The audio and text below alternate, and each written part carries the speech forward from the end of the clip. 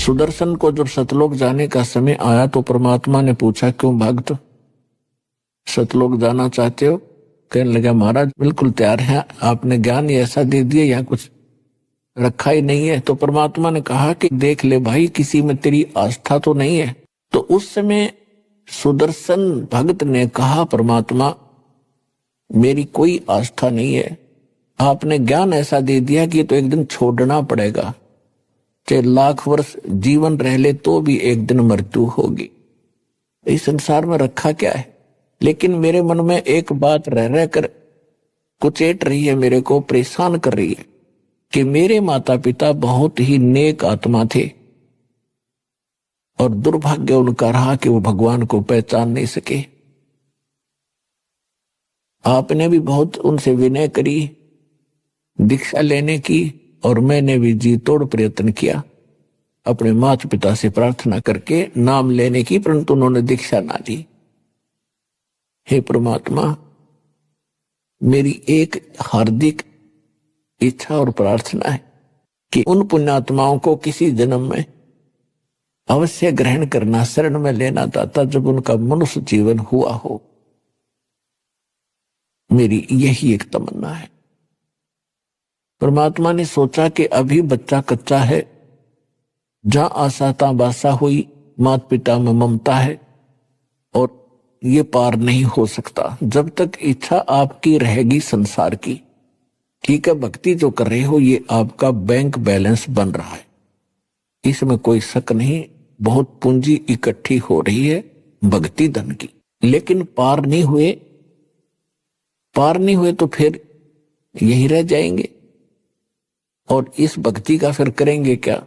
तो इस कमाई का करेंगे क्या? फिर कभी स्वर्ग में जाएंगे, राजा बन जाएंगे, कोरे कर्म बिगाड़ेंगे अपना कर्म फोड़ के, और फिर पृथ्वी पर ऐसे ही निर्धन बनकर घूम रहे होंगे।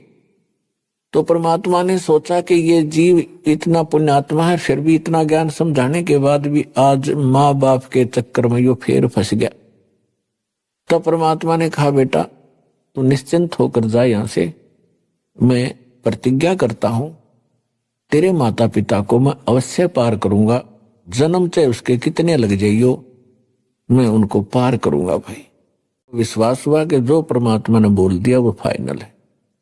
तब वो सतलोक जाने के योग्य हुआ, और ये स्थिति तो उस व्यक्ति की है जिसके संग में भगवान रोज रहा करते थे। तो पुण्यात्मा उनको विश्वास इतना नहीं हो पा रहा था कि सचमुच गॉड है, परमात्मा है। तो दास का उद्देश्य ये है कि आपके हृदय में सबसे पहले ये जचा दूं कि कबीर इज गॉड। जब कबीर साहब परमात्मा है तो फिर बात ही खत्म है।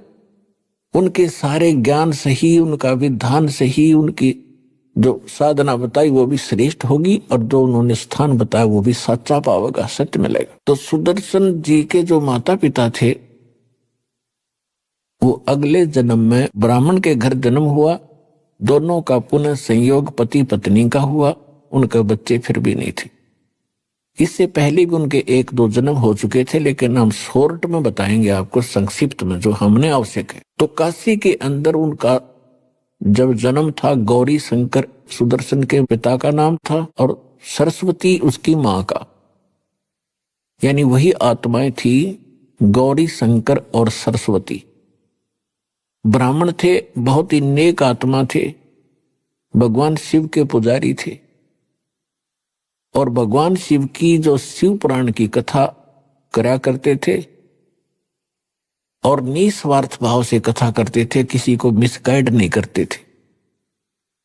और कथा करने से जो भी उनको उपार्जन होता था, धन प्राप्त होता था, उसमें से अपना निर्वाह भी करते थे और शेष बचे हुए को पुण्य में लगा देते थे।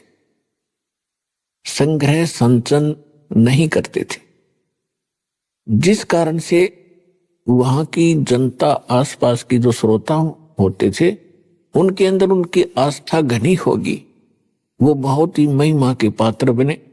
प्रत्येक श्रद्धालु के मुख पर यह वचन था कि बहुत ही नेक ब्राह्मण है, इन अन्य ठगों की तरह ये ठगते नहीं है। अन्य ब्राह्मण जो कहते थे तुम्हारे पितर रुष्ट हो गए, 500 कपड़े दो, ऐसे श्राद्ध कराओ, 11 रुपये दो, ऐसा कर देंगे तुम्हारा, ऐसा कर देंगे। कहते ये ऐसा नहीं करते।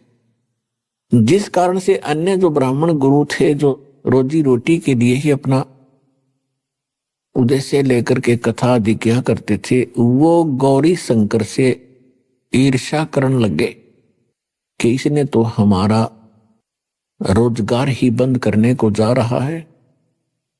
और इस बात का ज्ञान हो गया काशी शहर के मुसलमान